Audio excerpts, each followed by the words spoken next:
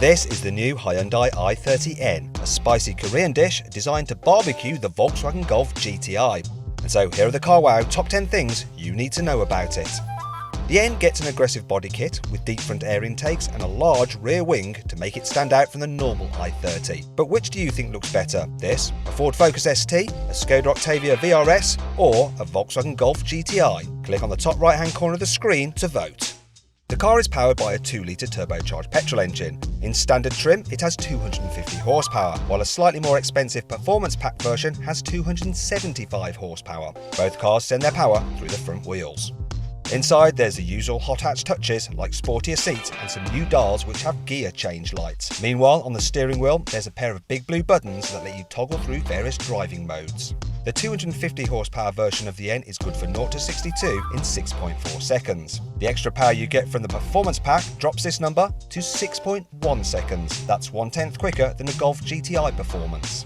As well as the extra power, the performance pack adds grippier Pirelli tyres, bigger 19-inch wheels with large brake discs and brake calipers, a limited slip differential for better corner exiting traction, and a switchable sports exhaust. The N shares its infotainment systems with the rest of the i30 range. That means there's a choice between a standard 5-inch screen or a bigger 8-inch display. Apple CarPlay and Android Auto are standard.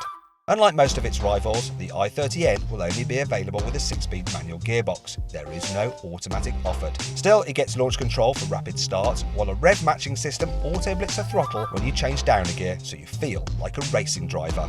The i30N gets a big cross brace running across the boot to strengthen the chassis. It means that boot space drops from 395 litres to 381 litres, though that's a small price to pay for superior handling, methinks.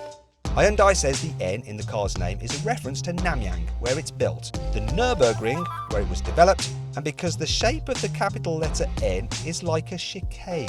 In other words, GTI was already taken.